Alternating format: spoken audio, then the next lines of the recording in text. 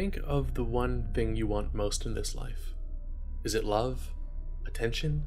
A long life? What exactly would you do to get that one ultimate goal? What would you be willing to sacrifice? And how long would you be willing to wait for it? For this long overdue addition to One Villainous scene, I'll be doing a villain from a bit more of an obscure franchise than most of the entries on this list. The villain I'm choosing to write about is Makuta from the LEGO series Bionicle. Now, I love Bionicle. In fact, anyone who knows me knows that me saying I love Bionicle is a vast understatement. So when I saw all these One Villainous scene videos pop up, I really wanted to make one about the villain of my all-time favorite series. If what you remember of Bionicle are vague memories of getting weird-looking Mega Bloks for Christmas, but... I like the green one. Then don't worry, you're in very good company. But to catch you up, Bionicle is a multimedia series chronicling the millennia-long history of a group of magic cyborgs called the Matoran. They're organic beings with things like muscles, organs, tissue, lungs, but all of the squishy bits are just held in place by metallic bones and armor. This society is made up of 6 different main groups of Matoran, each intrinsically tied to a different element: water, fire, earth, air, ice, and stone, because they needed to make more sets. Each of these 6 groups is protected by a powerful hero, a Toa, who wields the power of their respective element and an additional secondary power granted to them by the mask each of them wears. And watching over all of them is a god, their creator, Matanui. The Matoran revere him and honor him, going so far as to name one of their homes after him. As his antithesis, we have the antagonist of the series, Makuta. Now, spoilers if you're worried about that, but the series has been over with for almost a decade now, so you should be fine. Now, for the entire 9-year run, Makuta has been the main villain behind nearly every story arc in some way. Sometimes he's a mythical being of pure evil dwelling beneath the island. Sometimes he's a malevolent dictator in disguise.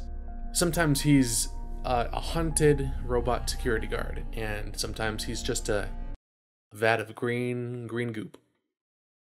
Listen, it's a decade-long series, you can't hit every mark. But whatever form he takes, he remains true to his character. An ambitious, scheming narcissist with a quite literal god complex. And the thing that makes him so incredibly interesting to me is the fact that he is a villain who wins. And I'll show you how in just a moment, but first, I want to give a bit of backstory.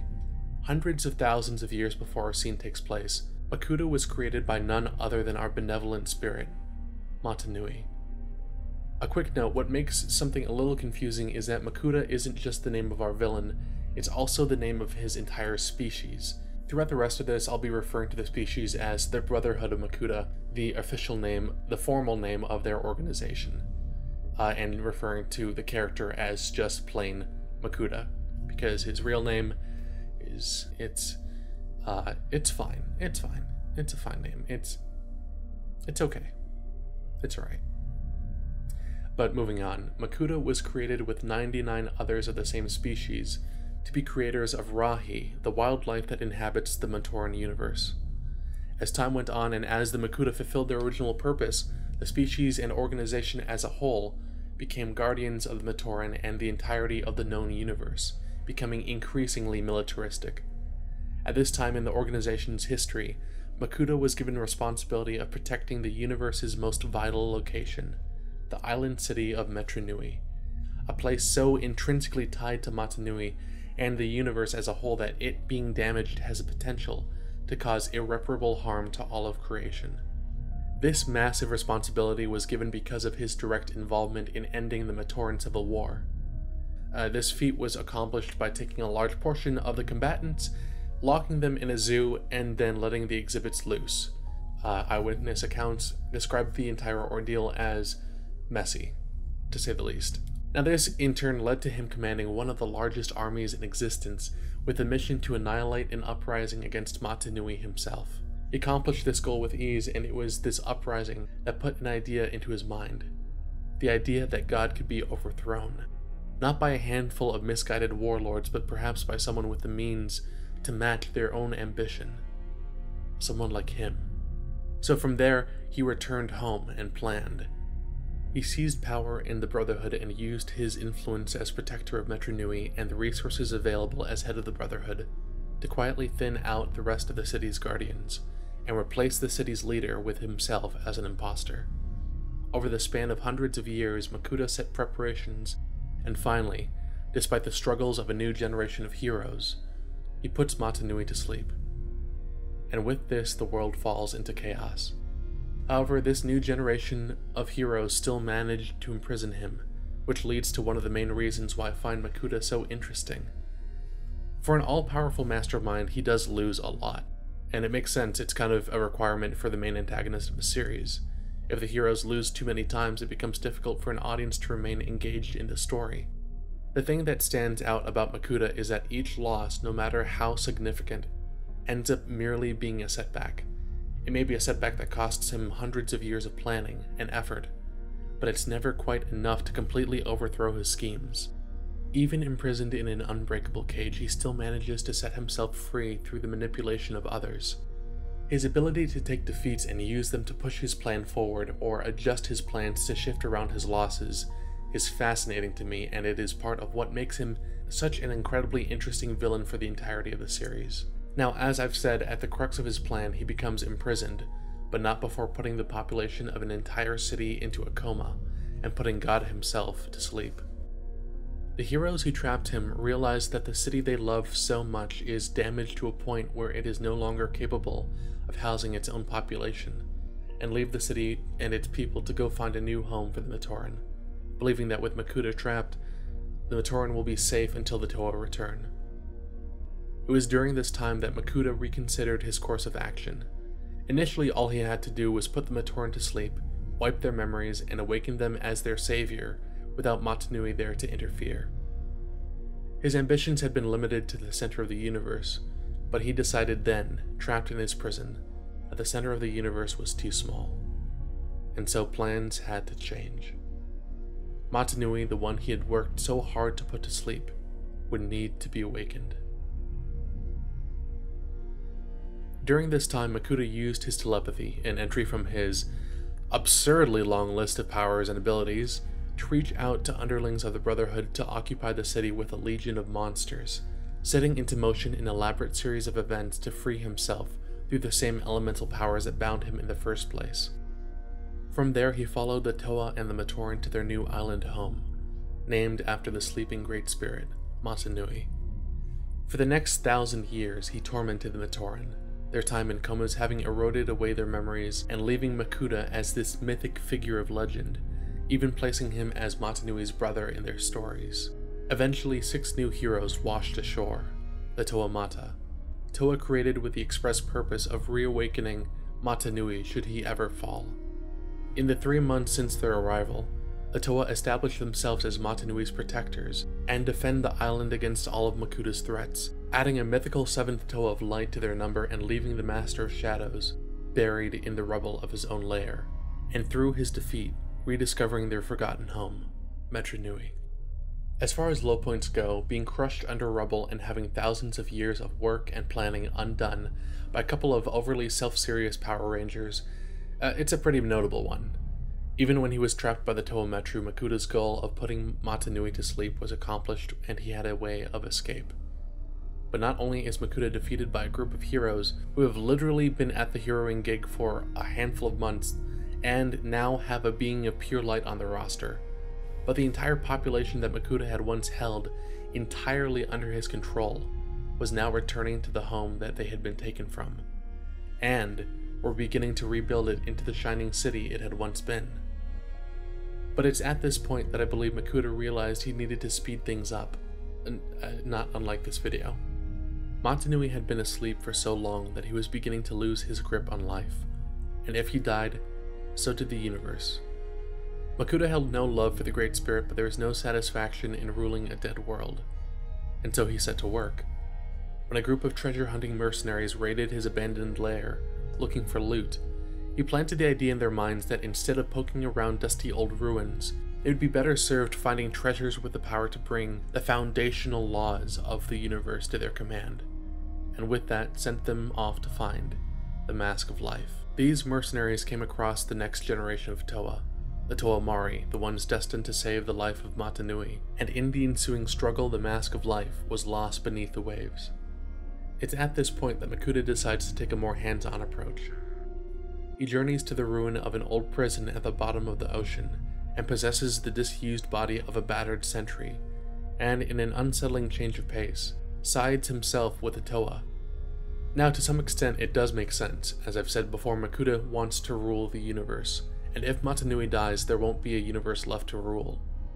Still, for a fan who's had Makuta as the biggest of bads for the past 6 years, seeing him on the side of the angels feels unnatural.